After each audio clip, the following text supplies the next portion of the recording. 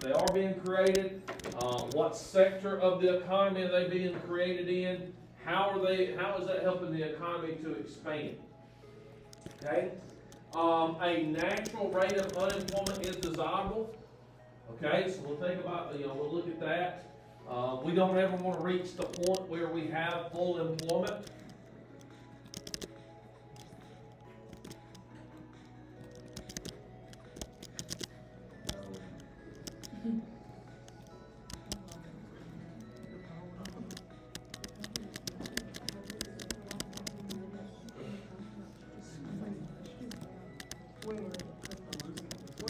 Alright.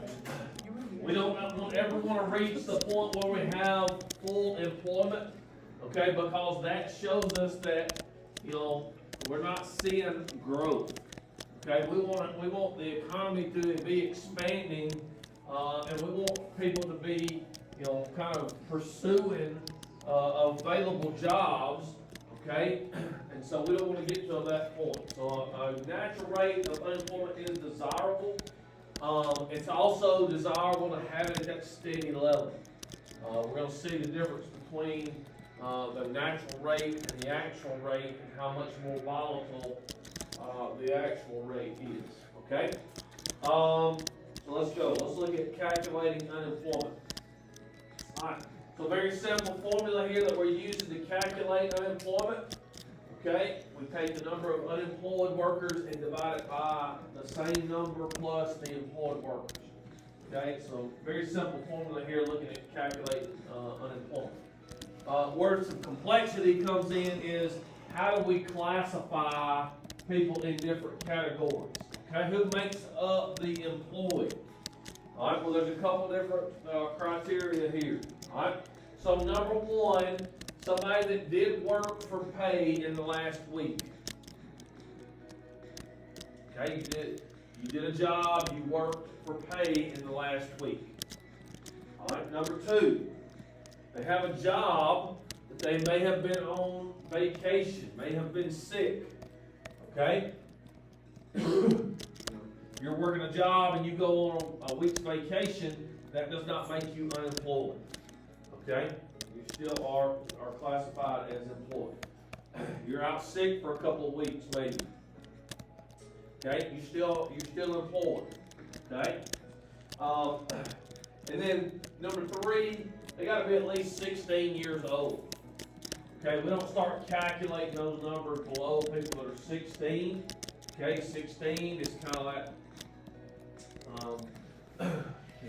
Anything below that. A lot of times is not considered employment. Even though we know there are people that are younger than that work and get paid.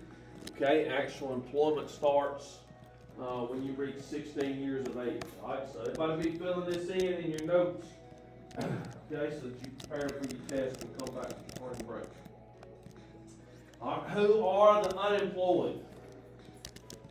All right, the unemployed are people that work less than an hour in the last week.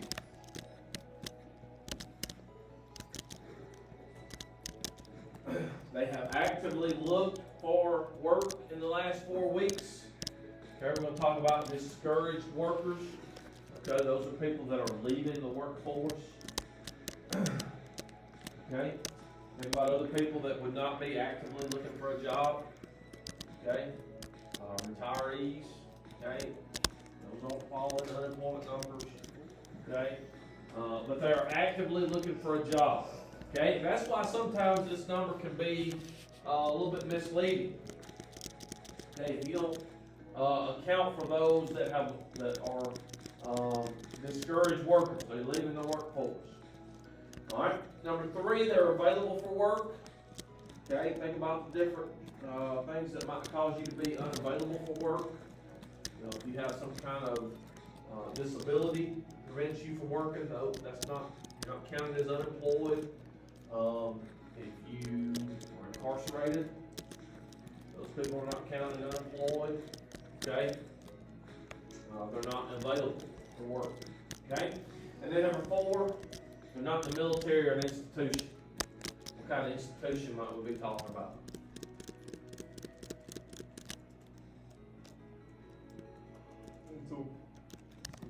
Okay, could be a mental institution. What other kind of institution could somebody be in that would require them to spend time there? Just a hospital. Okay.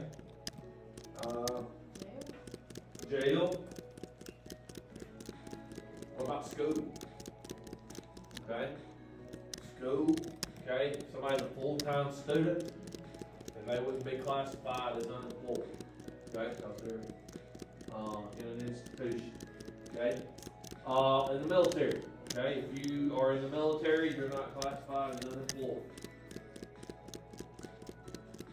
All right.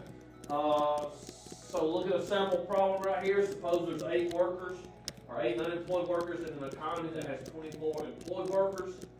So what is the unemployment rate in this economy? 1/4. 1/4. Absolutely. Okay. So we get that number by adding the employed and unemployed together. Okay. Dividing the unemployed by them that number. That gives us an unemployment rate of 25%. So think about what do you think is the average?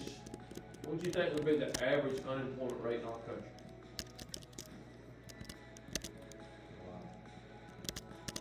Give me a number. 25%. 25%. Okay.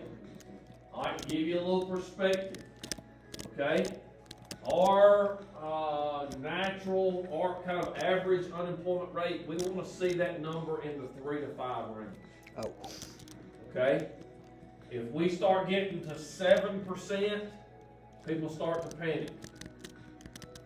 25%, that's what the unemployment rate was during the Great Depression. Okay? So if you think about 1 in every 4 people that are looking for a job don't have a job, that's catastrophic. Okay? So 25% unemployment would be,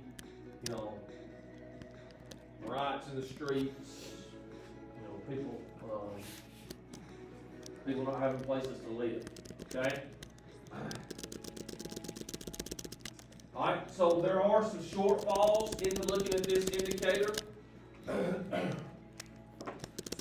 Unemployment rate is useful in measuring the conditions in the job market, but does not measure 2 important factors. The first one we've already talked about a little bit, discouraged workers.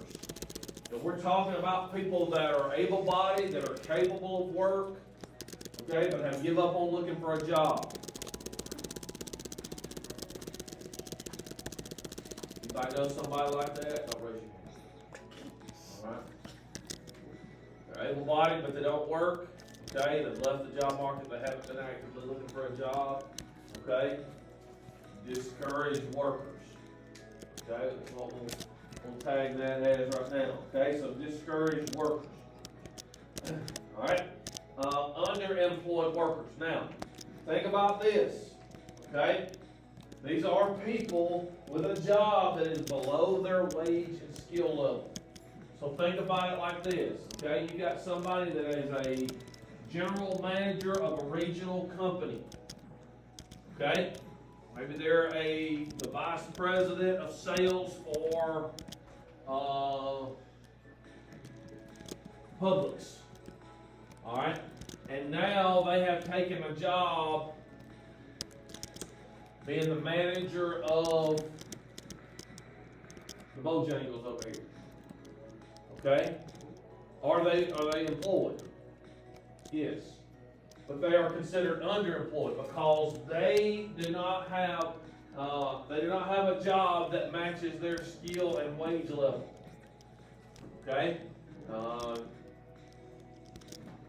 You go to college and you get a degree, and then you go and you're working in the fast food industry.